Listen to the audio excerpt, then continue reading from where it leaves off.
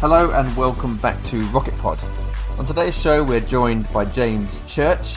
James is the author of Investable Entrepreneur, a must-read for those budding entrepreneurs that are starting their fundraising journey. He's also the co-founder of Robot Mascot. Robot Mascot is a full-service brand agency specialising in helping entrepreneurs get investment ready, pitching the first meeting, to actually creating investment decks and business plans to help these entrepreneurs raise the right capital at the right time and kind of be that strategic partner. James, in his own business, is very much an integrator in the sense that he executes upon the vision of his co-founder at Robot Mascot, and they've really scaled a successful lifestyle business. So we learn a little bit about his own entrepreneurial journey and also some of the characteristics that entrepreneurs need to be successful, and distinguishing between the different types of businesses. Excited to have you on the show, James. Welcome, James. How are you doing this morning? Yeah, no, brilliant. Thank you. Thanks for having me. Thrilled to be here. Yeah, I'm particularly excited to have James on Rocket Pod this morning, as he's actually written one of my favorite books, Investable Entrepreneur, and we've known each other, James, for several years, maybe 4 years, Yeah. 3 years, 3 or 4 years. Yeah, it's a while now. Yeah, definitely. Yeah, and I think, if I recall, we met through a mutual friend of ours, Daniel Priestley, and it was when you were just getting Robot Mascot started. And yeah, I think it was just as we were pivoting from kind of a brand-led agency to an investment readiness agency, which is perhaps a story for another day. But yeah, we were just sort of pivoting there. Kind of Daniel was supporting us with some of that, and yeah, that ended up with us meeting. I think what would be helpful for our listeners, James, is it'd be really nice to know about your entrepreneurial journey, and to kind of give us an idea of kind of where you came from, what was that spark, and maybe some folks along the way that had influenced you on this entrepreneurial path. So we go right back to when you were a child, where you grew up. Yeah, so why don't we start there? Yeah, and just okay. the reason why I'm going this way is that a lot of our listeners are between 18 and 30, and I think part of Rocket podcast is really to inspire these young people and anyone really, any walk of life, to kind of take that first step to following their dreams, I guess, whether that's in business or in life in general. So it's just helpful for us to know kind of where you came from. Yeah, so I mean, I had a fairly ordinary upbringing. My father was a postman that had sort of pushed his way through from kind of a delivery boy on a bike all the way through to sort of senior management. Ended up actually being awarded an MBE for the work that he did with the post office. Oh wow! So he kind of really he was a hard worker and left school at sort of 15 and worked his way up through into sort of senior management and kind of launched some of the post office's services. One of them was sort of Cashco, which is like moving kind of expensive goods and like jewelry and money around the country. He was involved in the launch and the management of that. So I guess, although he wasn't an entrepreneur as such, I guess that work ethic and that kind of that drive to always kind of succeed and achieve more probably came from him. My mother was a nurse. So it was a fairly ordinary upbringing in kind of the suburbs of Norwich, in the east of England. And yeah, I guess I got my kind of drive from my dad. And then, as long as I can remember, I always kind of felt entrepreneurial in some way. I was always into design and creating things, and I used to kind of just create brands and draw logos and sort of invent new sort of brands for products as a kid. I used to sort of draw a lot, and so I think there was always sort of an entrepreneurial streak in me, although I didn't know that at the time. And then ended up sort of studying design and studying graphic design and branding, and ended up in the branding industry after university, and that's where I really started to sort of see a bit more about businesses and businesses starting and businesses kind of building their brands and scaling and always really interested not just in the design side of things, but actually kind of ended up talking to clients about kind of more of the operational side of the business and really kind of getting involved with that. So I quickly learned that compared to my peers, other graphic designers, it was more than just about design for me. It wasn't about just making things look pretty. I had quite a good Hmm. understanding and grasp and interest in kind of how businesses operate and kind of why they're doing this and how they're growing and that kind of thing. And so yeah, it's sort of those sorts of experiences kind of led me to being quite entrepreneurial. At university was when I sort of first launched a business. I was doing kind of freelance projects at university for small businesses and startups within the university campus and that kind of Okay. thing, design projects. I remember having a conversation with my dad in a pub kind of before I went to university, and he was, that kind of like, what do you expect from life conversation. And I remember there saying like, I want to have my own business one day, my own design agency. I thought I wanted at the time. But I always had this kind of idea of having my own business and being my own boss. So it's always just sort of been something I've been interested in, I think. I'm not really sure exactly why, but that's kind of where it all came from. And yeah, through kind of experiences with working in the branding industry, I kind of, tried to make that happen and go, yeah, this is what I want to do. So my now business partner, Nick, we met. He was a creative director, freelance creative director at an agency that I had my first job at. We Hmm. both got made redundant through that agency because of they fell on hard times. So we decided to set up our own agency, and we called it Craft Associates, and it was a massive failure.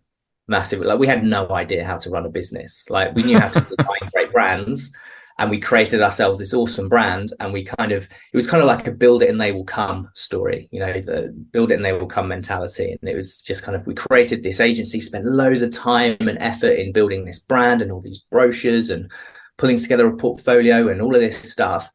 But then, like, how do we get it in front of people? How do we get clients? And we had no idea really. So we did a few projects for some friends, and then it kind of just petered out. It was just like, how do we get business? And ultimately we had to go back and get some jobs and actually pave our way. So I went off and did some more freelancing, and my business partner went off and got a job as a creative director at an agency. Then about 3 years later, we had a conversation in a pub.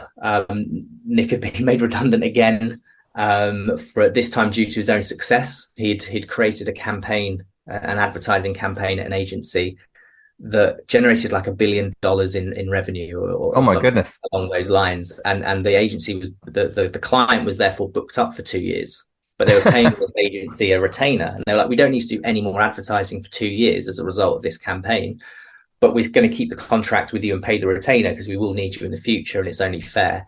But the agency didn't go, well, let's keep this incredible talent and go and win a new client and do the same again. They went, brilliant, we're being paid a retainer for 2 years and don't have to do any work. Let's lay everyone off. Oh wow. So he got made redundant due to his own success, started Robot Mascot as a kind of a freelancer in his bedroom, and then asked me to come and join him about 18 months later. And I jumped at the chance, and we built Robot Mascot from there together, which started life as a brand agency, and then over time pivoted towards investment readiness, which is what we do now. So that's kind of the story. It's always, it's not been an easy road to get here. We spent about 5 years with Robot Mascot with sort of fairly stagnating growth, just about enough to pay ourselves. Loads of stories where just one lucky conversation led to a client and we were just about able to keep the business afloat. And then we spotted this opportunity for investment readiness. We spotted that we had a real skill for helping founders raise investment. Researched that, went through the proper process of kind of testing and validation and product market fit. And before we jumped and built everything, we did little pilots and little tests, realized that we had a formula that worked. And that's what got us the attention of our growth advisor, Daniel, who introduced us to each other, Daniel Priestley. And with his support and advice, we've been able to then rapidly grow over the last 3-4 years from there. So even Robot Mascot itself, when you look back, there was 5 years of struggle to get to the point where you found that thing that and then it's lift off, and you've learned all of those experiences of all those failures and all those nearly failures, resulted in us being able to find a niche and then really explode as a business as a result. Okay, that's really well. Thank you for explaining that. So it sounds like you and Nick have I actually think I may have met Nick at the London Stock Exchange I think you have, at the summer yes. talk. Yeah, and so from memory, he is quite high energy, quite charismatic character, and I remember feeling Yeah, you drawn to definitely him. met him. Yeah, Yeah. drawn to him. And so it seems like the partnership that you've created together.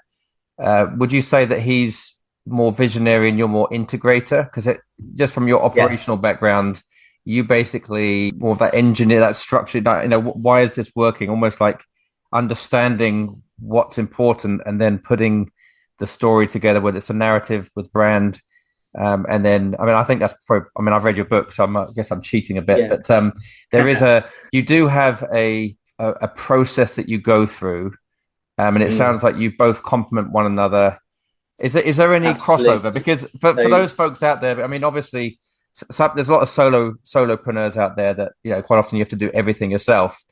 But can you talk about the dynamic between your partnership? Because I think that's kind of yeah, helpful for our listeners.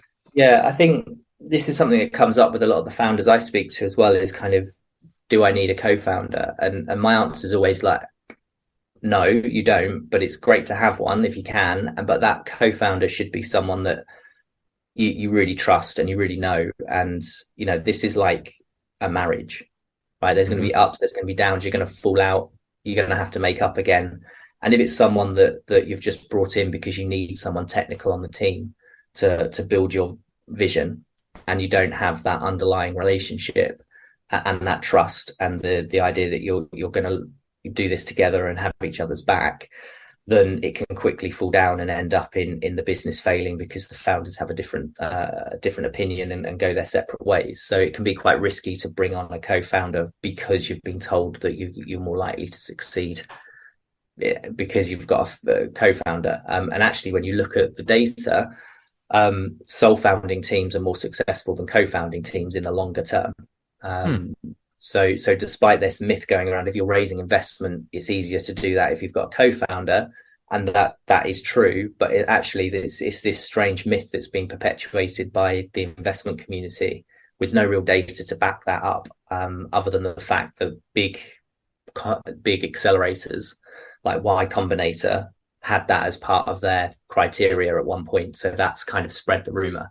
And when you look at some data, it's actually sole founding businesses are just as successful, if not more successful than co-founding businesses. So I would say it's not a necessity, but it's great to have, but you have to have that relationship, because there's been times where me and Nick have had big arguments, big rows, fallen out, but then, you get back together, you have a drink and kind of realize that that's just business, and there's still the fundamental friendship there. Nick was best man at my wedding. Like we're friends first, business partners second, and that allows there to be this really solid foundation. But in terms of the dynamic as well, again, probably much like a marriage, is that you complement each other. If you've got different personality types, but you're focusing towards the same vision. So Nick's very much a visionary, very much an ideas man, who kind of sketches stuff out and has loads of ideas, and then it's my job to go, right, these ones are worth pursuing, these ones we could probably table for now, here's how we're going to make these ones work strategically, here's how it fits into the overall blueprint. And I'm more of the operational mind that then kind of brings these things to life. So it was Nick's insight that originally saw us pivot to the investment readiness agency. It was him sitting at a startup pitch event and noticing this term he's coined called the zombie stare, where all of the investors just have this blank, glazed over look when founders are pitching an idea. And he was like, there's a massive communication problem here. We're experts in communication. Like, we should be able to help these founders get their message across and raise the investment they need. And then it was someone like myself who went away and did the research to back up that insight, formulated the process, and understood how we can then take what we know, which is brand communication, and turn that into a methodology and a process that's going to deliver results every time for our clients and make them 40 times more successful to raise investment. And our clients have raised over 200 million to date. That comes from the process we've created from Nick's initial insight. And it's those kind of matching that visionary and that idea with that operational kind of blueprint, and being able to turn that into a structured business, and systems and processes is something I never thought when I went to university and studied graphic design was something that I was going to be excited by, because it sounds really boring, right, when you talk about systems and processes, but I've become really excited by systemizing processes and documenting things so that anyone can pick up this part of the process and execute on it, and we can bring in team members and onboard them, and they know what to do and how to do it and in what order.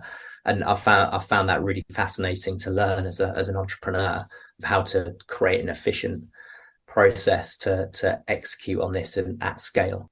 That's fascinating. So it sounds like the visionary piece, that you've got a complementary skill set, and actually you can, but between the two of you found a way to execute upon this vision for Robot Mascot and beyond. And then sharing some of these best practices or the process with these entrepreneurs. I mean, raising 200 million, over quite a short period of time. I mean, that must be in the last few years. Is an incredible success, but a lot of hard work. Like you said, it wasn't always easy. Also, you touched on, so you were friends. So if he was your best man at your wedding, because I think it's a myth that needs to be busted, in the sense that a lot of people say, you can't go into business with friends.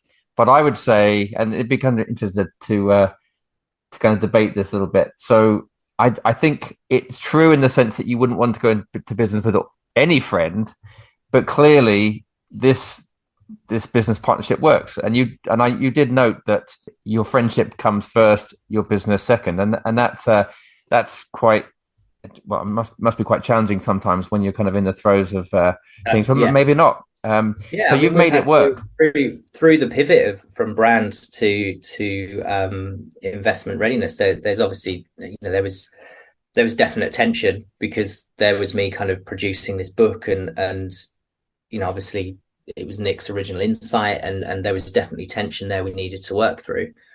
Things aren't easy, but you have to always remind yourself and each other that this is for the greater good, if you like, the kind of, this is for us and not me.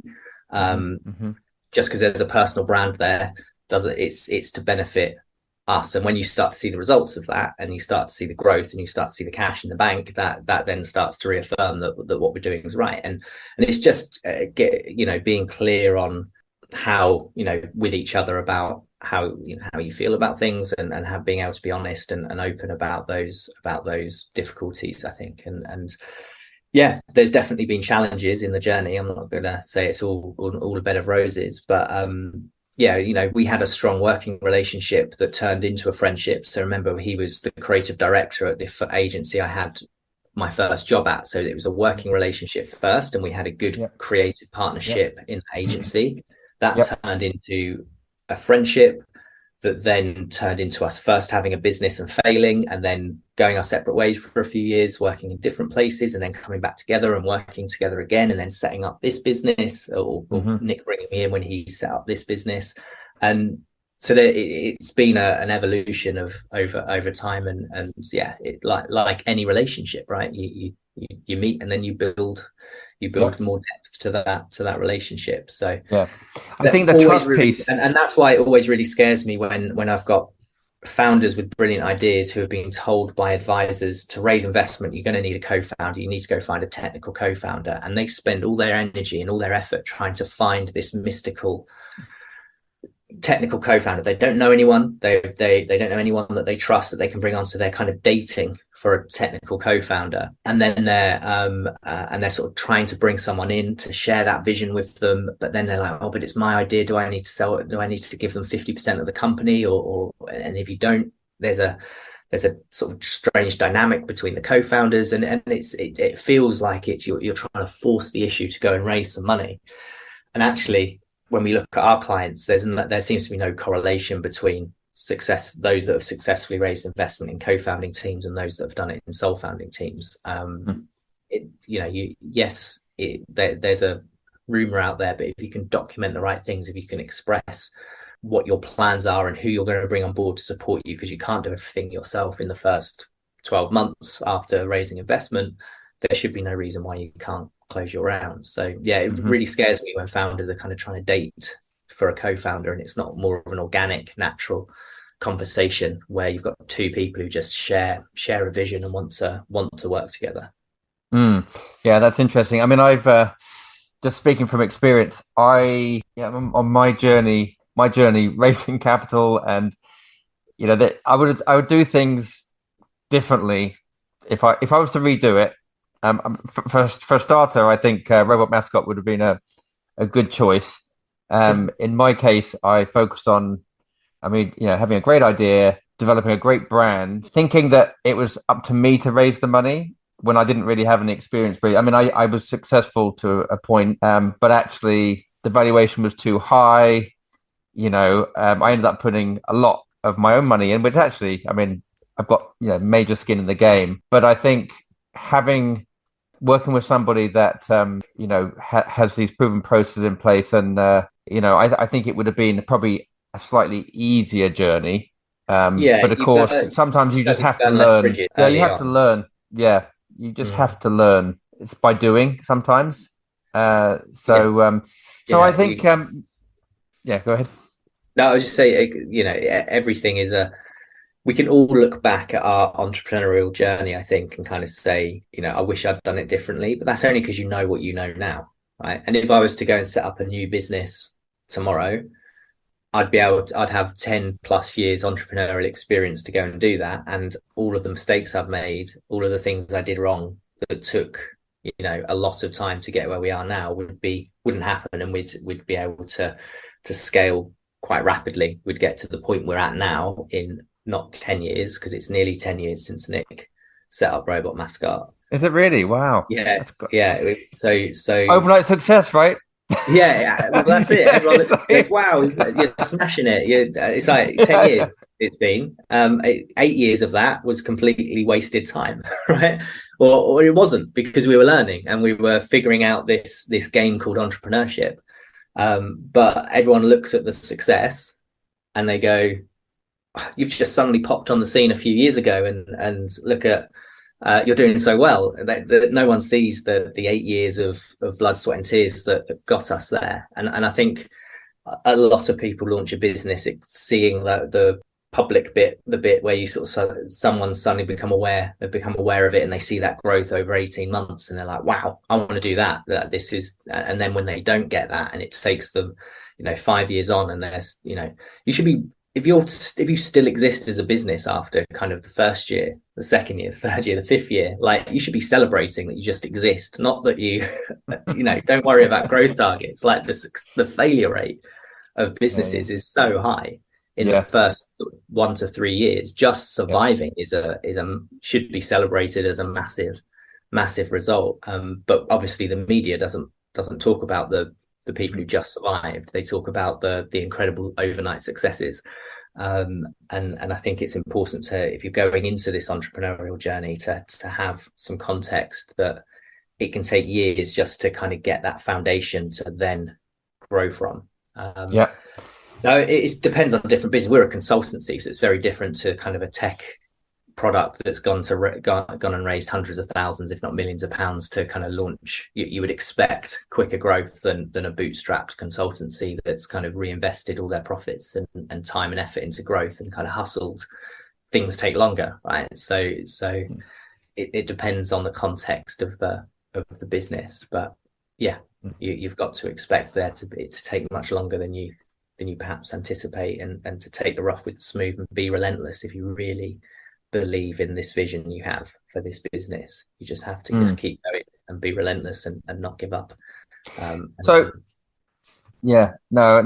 interesting, isn't it? I think you certainly need to be pretty determined, almost obsessive, tenacious, I don't know, but smart too. There's also, when do you stop? When do you pivot as well? Just out of interest, of all the entrepreneurs you've worked with over the last few years, especially the last few years, what traits do you see a pattern in traits that kind of, I guess, gravitate towards success? What are the successful traits of an entrepreneur, or any dynamics, any patterns that you've seen emerge?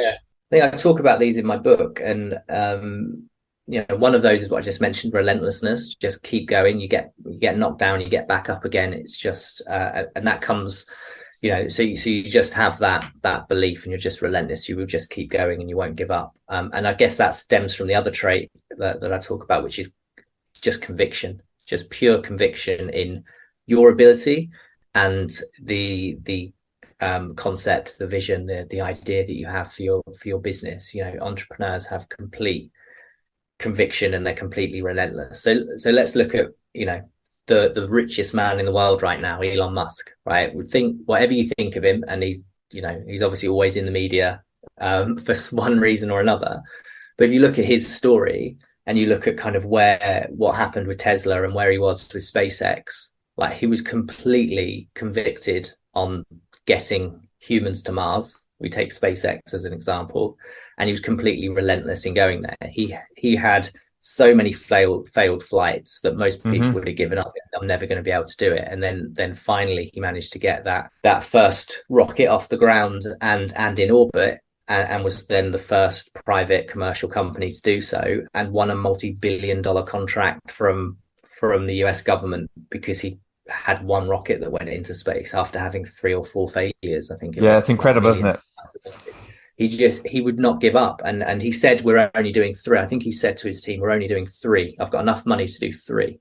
And then he managed to scrape together enough kind of unused parts to build a 4th rocket. So he had 3 attempts, 3 failures, and he was like, I'm not giving up. And him and his team managed to scrape together enough scrap metal and enough unused parts from the previous 3 rockets to build a 4th rocket, and that was the one that went into orbit and was a success. And he just pushed the team to find a way to give it one last try. And whatever you think of his sort of man management, and he's quite pretty erratic, it's that belief, that conviction, that relentlessness. He was not going to fail at this. And then obviously the rest is history. And every entrepreneur, whether it's the richest guy in the world or whether it's me standing here as co-founder of Robot Mascot, has been through that journey of struggle to get to that point of success, whatever success is in your own eyes. So there's that. It's a good documentary, isn't there, on the BBC at the moment? Elon Musk story, and it is absolutely incredible when Elon Musk's third rocket blew up. It's like, and he kept going. It is absolutely incredible. Yeah. Like I said, whether you like him or not, Tesla, he's like Marmite, isn't it? You either love him or you hate him. But they were running out of cash, Tesla, and he took a massive gamble, a massive risk of kind of launching it on the stock market, and people bought loads of his shares, and it was, people weren't expecting that at all, and almost became the richest man in the world overnight. And it was an incredible risky move, but he just believed that people would see, the public would see the value more than investors, and people wanted what he was building, and they did, and they bought his shares. He just had complete conviction. So you've got to have a bit of that if you're going to succeed. If it's you've got to be completely dedicated to it. You can't build a successful business as a side hustle. You have to take that leap of faith at some point and kind of go, I'm quitting everything else. I'm quitting my job. I'm focusing on this full time. The time is now. You can do some testing and validation on the side and use your paycheck to kind of fund some of that testing and validation. But at some point, if you have to take that leap of faith, and you have to just go, regardless of what happens, I'm focusing on this because I believe in it, and you've just got to do it. Yeah, you bring up a good point, actually, because in fact, funnily enough, my wife and I were talking about this yesterday. My wife has an interior design agency, and she's a very good interior designer, but it's taken years of work to actually get it going, and now she's diversifying and doing other stuff. But we made a decision for her to leave her job to focus on that. But it was literally 2 years before we really saw anything come through. And again, whether it's a myth or not, there's 100 different ways to skin a cat. But in an ideal world, you want a job that pays the paycheck, and then you put your time into your venture on the side, and then when it's making enough money, you then jump from one to the other. I mean, that's kind of That's what everyone's led to believe. But it does take, incredible focus and commitment to really drive anything of value. Yeah. And I know that work. I know that model works, Yeah. but it's just interesting to know whether that is the norm or whether, yeah, I mean, it Unless you've depends on got your family situation, doesn't Yeah, it? unless you've got your own personal wealth to then employ people, or you're able to raise investment, it's unlikely that you're going to raise investment for a side hustle. They're going to want you fully committed to this. Yeah. So really, that leads to whether you have friends, family, or your own money to employ other people so you can keep your job, which just seems bonkers. Like Yeah. you have to have full-time bodies on this during working hours. The Yeah. first few years is hustle. You have to be meeting people, you have to be pitching the vision, you have to be opening doors, you have to be building partnerships with people who can get you into the right room to talk to the right customers. Like all of these things have to happen, and you can't do that from your laptop in your home office Yeah. on an evening and a weekend. You have to take that leap, and you have to be kind of commit all your time. The first few years of Robot Mascot, we were spending all day networking events and speaking to people and traveling wherever we had to across the country to sort of meet people, just to have those conversations and open those doors. And all the work, all the delivery ended up happening at evenings and weekends. The daytime was spent trying to find business and build relationships and partnerships, and the evenings and weekends was when we actually delivered the projects for clients and did the work, because there just wasn't enough hours in the day to get everything done. And you've just got to be completely committed to making this happen, if you have any level of success, I think. Yeah. And if I think about my journey, I mean, I left a well-paying job, ended up cashing in my pension in the US, spent all my pension and borrowed a bunch of money. You literally, and I've got, family of five. I wouldn't recommend it, guys, because it's been tough. But most people would say, most normal people would say you're mad, but for most entrepreneurs, that it makes total sense to do that, because I'm completely convicted on my idea, and it's going to be a success, and this is going to be massive, and it's going to be, I'm building value here that's going to massively outstrip the value of the pension I've just cashed in. Yeah, exactly. I'm going to pay that back tenfold, if not 30-fold, in 5 years' time. Like that's the mentality of a visionary, of an entrepreneur. And that's the lengths that many will go to get it off the ground and to make it happen. But most normal people would say you're completely mad. I think you have to be a little bit mad. I mean, there's been times when I've been, I realize now, totally delusional. And I admit it, hands up. Yeah. It's almost like but you have to go through it. Every entrepreneur is in some way. They just have, it's just complete faith and conviction in their own idea and their own ability. So let's talk about, let's switch gears a little bit and talk about the different types of investment. So let's just say, this one of our listeners is ready to, take that entrepreneurial plunge. However they're going to do it, they've got this conviction, they really want to go for it. Can we go back to basics as far as the different? I mean, number one, do you need investment? Is that or is that do you not need it? What are the different investment channels? And then is it? Can we talk about taking the wrong investment? Because not all, even though it's all money, but it's not all. I know it's actually, but you can kind of go into that. We both know that isn't the case, but could you kind of walk through, what this young entrepreneur is going to face, whatever stage of life they're at? They could be in their 40s, they could be in their 20s. Yeah. So should we start with, do you need to raise investment? Because that's a really important question. Let's start there. A lot of founders think that they perhaps should. Back. Yeah, keep talking. They perhaps think they should raise investment, and perhaps they're entitled to it, and that there's loads of stories of founders raising investment, and they think that they should be able to also do the same, but not every founder needs to raise investment, and it only certain types of business models and ambition should raise investment. So in my mind, there's two different types of businesses, right? There's a lifestyle business, which is building a consultancy type business with sort of 8 to 10, maybe 12 employees, turning over a few million a year. That type of business isn't the sort of business that you would raise investment for. If you want to have like Robot Mascot, right? We haven't raised any investment in terms of cash, because we set this up to be a lifestyle business, something that we enjoy. I've got a young family. I really don't want the pressure of delivering shareholder returns. So it's not the right sort of business to raise huge amounts of investment. You might be able to get a little bit, a few grand here and there from friends, family, and close associates that see the value in what you're doing, but you're not going to be able to raise huge sums of money for a lifestyle business. Generally speaking, you're limited to the value in which that's going to be. And if you're building the business to be your retirement plan, this is something that you want to do for the rest of your life, and you're going to maybe sell the business when you retire, or hand it over to a family member, or hand it over to someone within the company to have their shot at running the company, and you've made your money out of it, and you're just going to step back.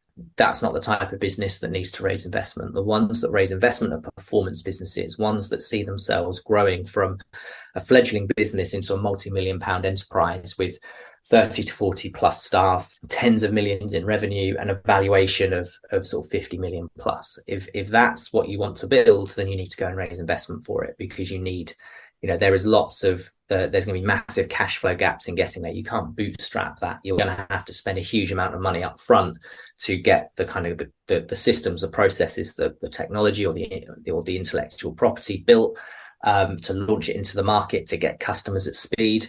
You're going to need to raise investment for that. So this has to be something that you could build into an exitable position within 5 years. If you've not got that focus, then it's unlikely that you're going to be the right type of business to raise investment. So most unicorn businesses, billion-dollar businesses, the average is taking 7 years for them to build from startup to exit. Obviously, some are shorter, some are much longer, but 7 years is the average. We've been doing Robot Mascot 10 years. We're not a unicorn, I can tell you that, right? So these are rapid growth. And to achieve that rapid growth, they are, and that billion-dollar valuation, they are spending huge sums of money to get there. And they therefore need external capital to make that happen. So investors are looking to invest in that type of business, the one that's going to be worth millions, multi-millions in a short space of time, generally speaking. There's obviously variance. There's people that, if you've got a restaurant chain that maybe isn't quite hitting those levels, but you need investment for a new store, but you're still looking at a chain, not a single restaurant, but a chain of restaurants that's going to be worth multi-millions. Now, the returns might not be quite as big as a tech company, but they're still going to be delivering, millions of pounds in returns.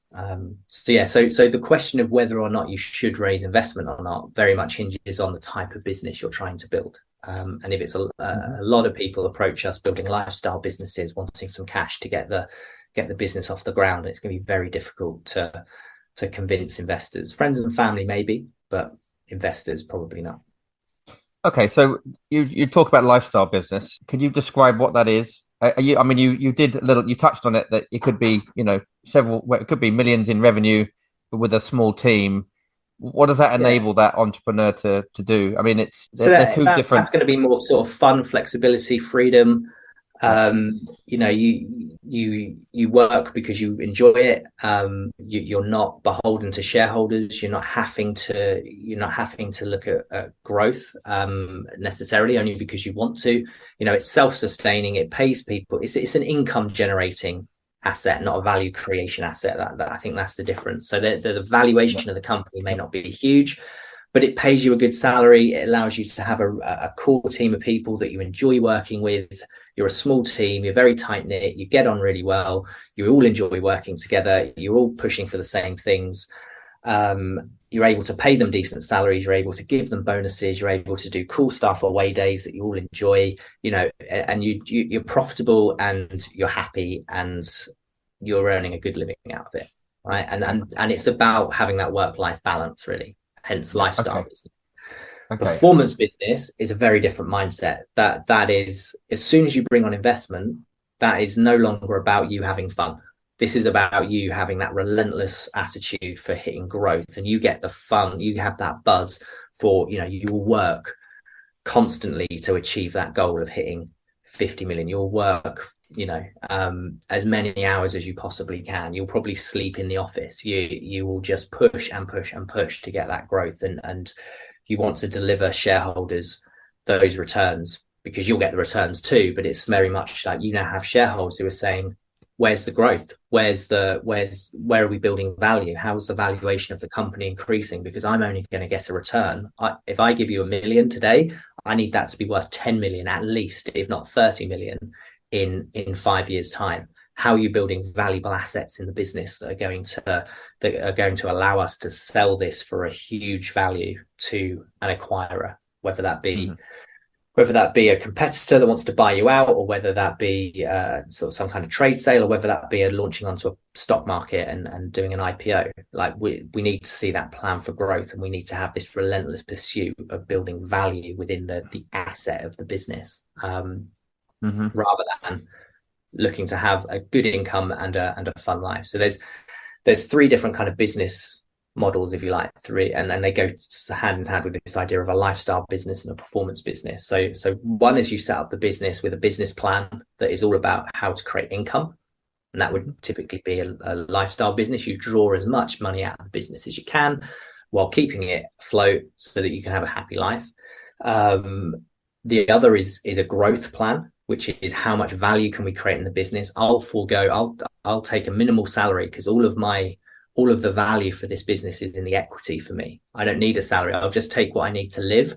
I'll pay my staff a decent wage, and every single penny will go back into the business. We won't declare any dividends to anybody. Every penny goes back into the business to achieve this level of growth, this sort of 50 million target or 100 million target we have for the value of the business. And everything goes back into achieving value in the business. And then finally, you have an exit plan, which comes at the end. If you do want to then exit that high growth business, you then sort of focus on preparing that for exit and preparing it for sale. And you have a period of time where your business plan is focusing on, how do we transition this from a growth business into something that's exitable, that's something that people want. So it's kind of having that clear understanding of, when you start this business, am I building lifestyle or performance? And therefore, my business strategy, is it focused on income or growth? Is everything going back in the business, or are we doing this to take money out of the business? Now, there's a little bit of obviously an income business needs to grow, and therefore but you might declare 50% of your profit goes back into the business, and 50% is declared as dividends for the founders or the directors or the shareholders, so that you can earn from that business. If it was a pure growth business, you wouldn't declare any dividends, and you would just put every piece of profit back into the business to grow the value of the company. Yeah, it's a really, really great distinction, actually.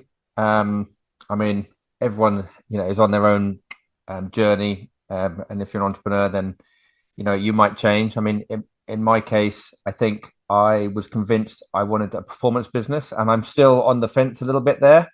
But actually, having a lifestyle business where you've got more time with your family, and time to do fun things, but still having the ambition to grow a multi-million-pound business, but actually doing it in a way that actually you've still got a bit of time.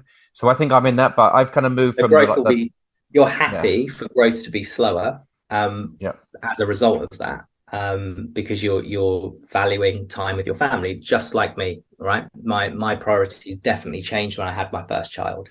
We started Robot Mascot. I was, had no children, no real commitments. I could work all hours, and that allowed me to get Robot Mascot off the ground. Now I've got kids. It's like, actually, I want to spend time with them. And when they're sort of 13, 14, they kind of care about you less. They're like, they don't want to hang out with mummy and daddy anymore. Perhaps that's the time which I'll position myself back into kind of the mindset of growth. And so at the moment, we are growing Robot Mascot, and we're growing it rapidly.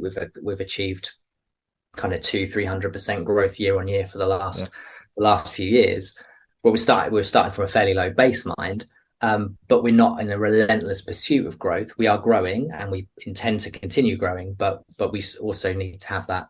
It's very important for us to have that lifestyle element to it at this point in time as well. So it's tricky getting that balance right, because you're in your head, you're like, I want to be here, and then, or in your heart, you're probably, I want to be here, and then your head says, well, maybe we're not going to get there next year. Maybe that will take 3 years, because we're not going to go raise investment. We're not going to be sort of beholden to shareholders, and we want to sort of have a period of time where there's a focus on lifestyle. Yeah. Because Yeah. it's a very different mindset, and you have to be prepared to throw everything at it, because you've got other people's money on your line. You're the custodian. If you raise investment, you're the custodian of someone's cash. Someone has trusted you with hundreds of thousands, if not millions of pounds of their money, on the promise that you're going to turn that into 10x to 30x the value, if not 100x. Like VCs are expecting like 100x. So they give you $1 million, they're expecting 100 million back. Like, it's your responsibility to make that happen once you take their money. So why don't we just kind of delve into that, the different investors and the motivation. So we've obviously got angels, we've got VCs, and then there's PE, after, I guess, when they're ready to scale. I think for folks listening that are considering starting a business, I think, yes, do you want to build a lifestyle business or a performance business? And then the different investor profiles. Can you talk through the different, like the pre-seed, seed, and there's different and scale, different rounds of investment, and they Series A. Okay. Come across. Again, I kind of articulate this in my book. I use the kind of a fundraising journey as a process to talk about this. But essentially, it's a great book, everyone. By the way, so what's it? It's called Investable Entrepreneur by James Church. It's definitely a must read for anyone that's considering starting a business. Thank you. So basically there's 4 key phases of a business, and we're talking about ones that will potentially go on to raise investment now. So we're looking at performance businesses.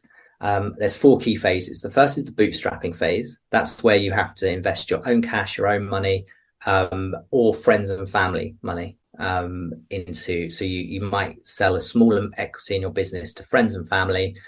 They just want you to succeed. They have no idea whether you're going to be successful or not, but you're going to give them some shares in return for sort of seeding you kind of maybe 10, 20, 50K to kind of build a prototype or get something off the ground, or pay for your living while you focus on this full time. And that's either your own cash, or it's sometimes friends and family that invest into the business, but they're really investing in you. They're not investing in the concept. They're just supporting you. That's the period where you really want to be kind of proving the concept, getting validation, trying to prove that this is a concept worth pursuing, and it's something that could scale massively. And there's a real interest. Basically, it's something the market wants, and it's something the market needs, and you've got the evidence to prove it. That's what you're trying to do in the bootstrapping phase. And that could be your first round of investment, like I say, self-invested or in friends and family. You then move into the startup phase. And this is where you're trying to get from an early stage concept where you've proven the market need, but you're trying to build something, you're trying to launch something, and you're trying to get to usually your first kind of £1 million in revenue in terms of annual revenue. Or if you're a subscription business, 80K a month in recurring revenue. There's 3 kind of phases, 3 investment rounds associated with this startup phase, or two main, and that's pre-seed and seed. So pre-seed is your first sort of 150, maybe up to 300K investment, usually from an angel investor or a number of angel investors that are kind of, they're either professional investors or they're high net worth individuals. Perhaps they're people used to your ex-boss or founders of other companies who have capital and they are looking to invest. Maybe they really understand your sector really well. Maybe they're potential clients of the future and they see the opportunity here and they want to be a part of that journey because they really understand the niche. They're probably the most likely people to invest at a pre-seed stage. So they're going to invest kind of to around about 150 to 300K usually in a business. But there are examples where a piece of financial technology, a client of ours, has raised 700K as a pre-seed round with nothing more than a click prototype. These are just general rules, and it could be much more or much less. There's people that have raised millions of pounds in pre-seed, but typically you would say it's sort of 150 to 300K. Just to build the prototype and sign up your first few customers. That's really the goal. So you're kind of proving that you can build something, a very early version, not all the bells and whistles, but just a very early version that solves the main problem. and you're signing up your first few users or customers to it. That's the pre-seed. Then once you've achieved that and you've maybe got your first kind of couple of grand a month in revenue, really small early revenues, you're then in a position to raise your seed round. And the seed round is all about kind of doing a more formal market launch and trying to get this to 1 million in revenue, like to a point where you've got 80k a month in recurring revenue, or your annualized revenue is in and about a million pounds or $1 million, depending. Just that million number it doesn't really matter the currency. That million number is the important it matters. kind of milestone. So that's what you're using that money for, and you're usually going to kind of early stage funds, or you're going to more sophisticated angel investors. Perhaps your original angel investors are reinvesting in this round because you've achieved success and they want to continue to be part of the journey, and they want to keep their shareholding.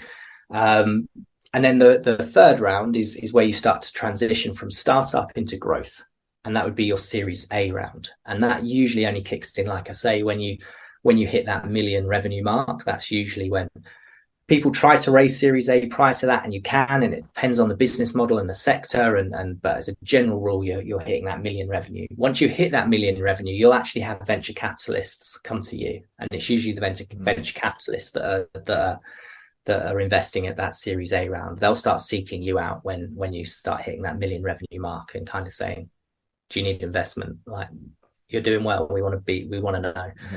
So they're typically looking at investing you at that stage, and we're talking, Series A rounds are typically kind of 3 million plus, could be 10 million. So it's 3 to 10 million, again, sometimes more. Again, the fintech client we had that breaks all the rules, like 700k pre-seed instead of the usual 300 that would be sort of stated in kind of most kind of averages, went and closed a round of 40 million as a seed round. So not a few million that you might, a seed round you might raise anything from sort of 300k up to 2 million. They raised 40 million. The Series A, you would be looking typically 3 to 10, but there's people who are raising 20, 30, 50 million pound Series A rounds. So this is all kind of general ballparks, but you get to that Series A, you're hitting 1 million revenue, and the goal with the Series A cash is to rapidly grow market share, grow your market penetration, start to transition from kind of early adopters to kind of a majority of the market, or an early majority of the market using you, and really start to show that there's real growth. And then it can keep going from there. They just start adding letters. So it's Series B, Series C, Series D. SpaceX, I think, are on a Series J. Like, it can just keep going. It just keep going and keep going, and you just keep raising more and more and more. Now, as a general rule, obviously, the more rounds you raise, the more equity you sell, and the more diluted you become, and the less you own of your company. And that always scares a lot of founders. But you have to realize that the value of the company is growing each time. So, and in the beginning, you're bootstrapping and you own 100% of something that's valued at nearly zero. It's an idea. Maybe it's worth a few hundred K. You own 100% of a few hundred K. By the time you get to Series A, you might own, after your Series A round, you might own maybe 45-55% of the company. So you've sold half of the company, but your company's going to be worth maybe 20-30 million. Yeah. So you own half of 30 million. You own 15 million now. Yeah, a smaller piece of a bigger pie, basically. So you've got a smaller piece of a bigger pie. So as a general rule, because it's always like, how much equity should I therefore sell at each round? As a general rule, friends and family round, around about 5%, that for that first friends and family money, if you need it at that bootstrapping phase. Then the pre-seed, seed, and Series A, on average, when you look at kind of $1 billion worth of deals, is 15%. Okay. In Europe, so you tend to sell about 15% on average. Could be as much as 25%, but around, depending on how much you're raising. If you're raising too much, more than what your valuation can sustain, you're going to sell more of your company. But typically speaking, you're aiming for selling about 15% each time. So by the time you've got to your Series A, 15% per round, 5% in that pre-seed, you should still just about have 50-ish% of the company, maybe a bit less, maybe a bit more. by the end of it. And remember, you and your shareholders get diluted each time. So someone who's bought 15% of your company in the first round will end up owning less than 15% by the time you've done 2 or 3 rounds, because their shares are being diluted. I'm not going to go into dilution in detail here, but it's worth Googling dilution, because it's an important factor when you're looking at selling equity in your company and understanding what that means to your shareholding. But yeah, that's the general principle of the funding. Yeah, it's an interesting, isn't it? I mean, every journey is a little different, but I guess there's one school of thought to bootstrap as long as possible. But then if you need to accelerate the growth and you need to timing in the market, you might need to actually raise more sooner. You know, if you have that product market fit. If you're still trying to figure out that product market fit, then it's probably better to keep bootstrapping, or you're going to really struggle to convince investors, sophisticated investors, to invest in you without any evidence or traction or product market fit. You have to have that in place really to attract anyone, even more so now than ever. Like with the current state of the economy, there's still loads of money being invested. We're seeing, already we're not quite, it doesn't look like we're quite on track to hitting the kind of 120 billion that was invested across Europe in 2021, but we've already beaten 2020's record. So it's already definitely the second biggest record year on record across Europe for startup investment. Whether it will hit the heights of last year because of the current economy, probably not. But it's still a massive amount of money being invested. So it's not the case that there isn't the money. You need to just make sure that you've got really solid evidence and traction, and you can really document that this is something the market wants and something the market needs, because investors are being more considerate about their decision making. Gone are the days of this is a great idea, we're just going to throw a load of cash at it and hope for the best. They're being much more considerate. They're taking longer to make their decisions. They're doing more due diligence before they pull the trigger, before they sign the deals. So you need to be much more prepared than you were perhaps 18, 24 months ago. Yeah, it's interesting. That was really insightful. Thank you so much for going into that bit of detail. That's really helpful for our listeners. Just about Robot Mascot. So obviously you have described a range of different businesses that you've supported up to 40 million, and maybe some of the other ones they need less of a seed round. Who is your perfect customer? So for those listeners out there that could actually be potential customers for Robot Mascot, could you quickly describe your perfect customer? I know we're kind of running out of, we're kind of getting close to the end of our time together. So we typically work with founders who are seeking that sort of pre-seed, seed and Series A funding. So anything from sort of 150, 200k up to, like I said, we've had one client close 40 million recently. So amazing. Typically speaking, it's rounds of anything from 200k up to 5 million is the norm. And that's, like I say, usually their pre-seed, seed or Series A. So they tend to have gone through the bootstrapping phase. They've got the friends and family money. Oh, a bit Siri there for you. So they've gone through the friends and family round. They've bootstrapped it themselves. They've got substantial evidence that this is something the market wants, something the market needs. Maybe they've got surveys, focus groups, quotes, testimonials to suggest that this is something that's worth building. Maybe they've built a very early prototype. They've got some visuals of what they want to build. They've got something beyond an idea, but they perhaps don't have their first customer yet. That's probably the earliest point in which we would get involved, and then sort of any point from there until you're once it gets Series B onwards, it tends to be more of an in-house process. You've got a team of people in-house that would manage the fundraising, and perhaps we're not needed quite so much. So you'd basically take them through, you would look at their deck, you would create a new deck if they needed one. You would basically look at what they have and basically create the narrative, and then help build the presentation or build the so there's build the pitch. Three core deliverables really when working with us. The one that everyone thinks of is the pitch, because that's the thing that's at the front of the process. That's the thing you present to the investor straight away. So of course we help with that. We structure the narrative, we get the business case across in a clear, articulate way that gets the investor's interest. But remember, the pitch is just the trailer of the movie. It's just the thing that opens the conversation. The idea of the pitch isn't to pitch for cash; it's to pitch for time. No one is pitching for investment when they pitch their business. They're pitching for that investor to see the potential and that it's going to be worth their while spending time with this founder. So it needs to That's achieve interesting. things this pitch. It needs to get them excited by the concept, excited by the idea, and go, wow, this is something the market wants. It's something the market needs. I can see the value in this. It's being adopted by the market. This is an incredible concept. The second thing it needs to do is say this founder or this founding team are incredible. They've got a great strategy for growth. They really understand their niche. They know how they're going to grow this company and they're going to deliver me a return as an investor. It's going to be worth my time sitting down with them and finding out about this in more detail. So you're pitching yourself as much as you are your idea with that pitch, and that pitch needs to achieve those two things. That then opens up a conversation with investors, a series of meetings and a due diligence process.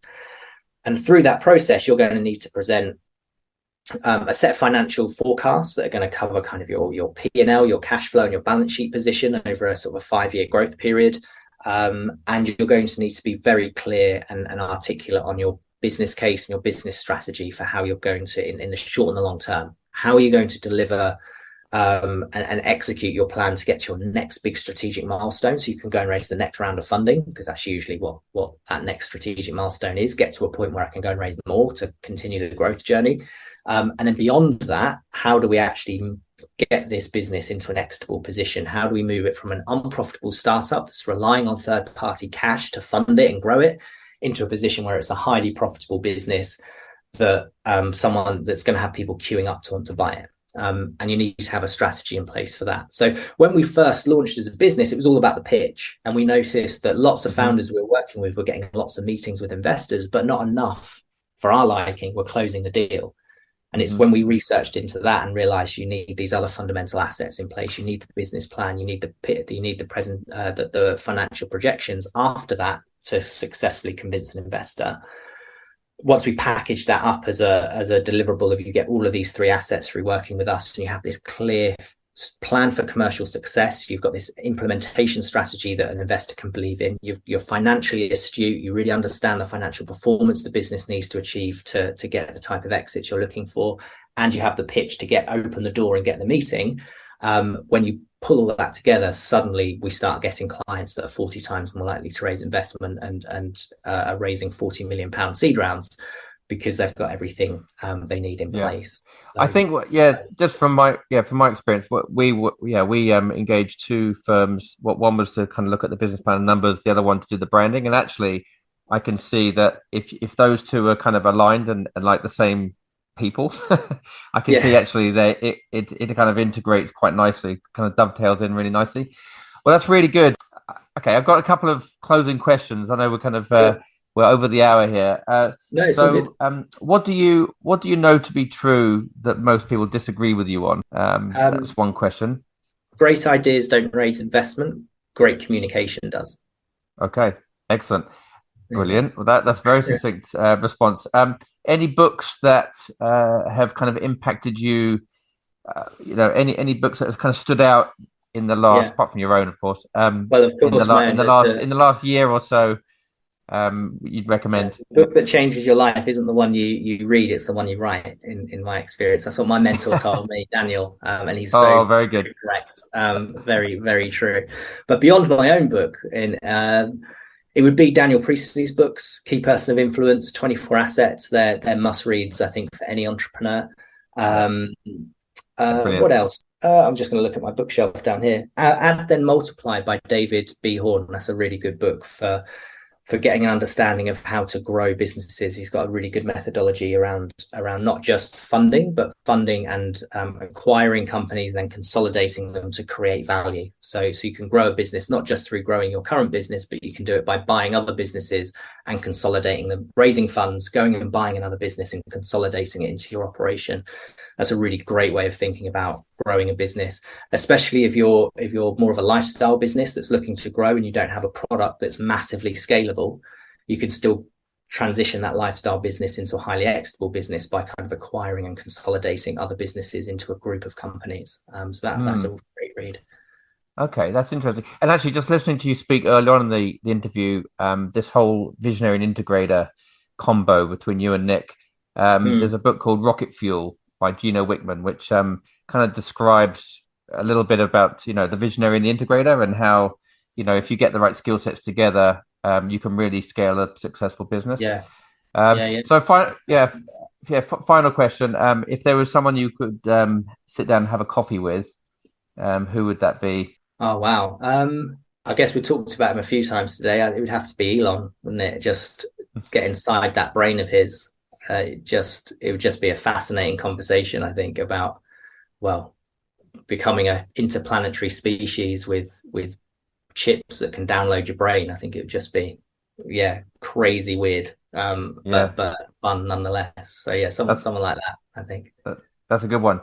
So, how do folks find you? So, how can folks find Yeah, Robot so Mascot? How? obviously you can follow me on LinkedIn. Always sharing daily kind of insights into how to raise investment on LinkedIn. So just search my name, James Church. You can visit robotmascot.co.uk. From there, there's loads of free resources. You can order a free copy of my book. You can either, if you're outside of the UK, you get a PDF copy, or you can listen to a free version of the audiobook.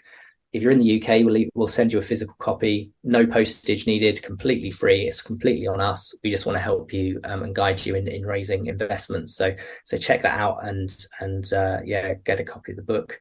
And yeah, hopefully it will impact you as much as it's impacted yourself. So Fantastic. Well, it's great having you, James. I really appreciate your time. no, And absolute pleasure to be here. Yeah, and we'll have to catch up with you in a few years' time, and we'll see how Yeah, see how you're going. yeah, that'd be amazing. Cool. Great stuff. Well, Okay. thank you very much. Okay. Take care. Thank you for listening to today's episode of Rocket Pod. When you get a moment, we'd love it if you could jump across to the platform you downloaded this podcast on and leave a quick review. We love all your messages. It helps us get exposure to inspire and share more stories like this one. Today's interview with James Church, I found was very insightful. A couple of takeaways, kind of myth busting. James is partnered with one of his best friends. In fact, his business partner was the best man at his wedding. So this can work if you find the right friend. But he did say that you've got to put friendship first and business second. Another thing as well that really resonated with me was, what kind of business do you want to build? Do you want to build a lifestyle business to give you freedom and perhaps a good salary and, more time with doing the things you love? Or do you want to commit to a performance-based business where literally everything you put into the business is about driving shareholder value? Of course, these are much bigger businesses.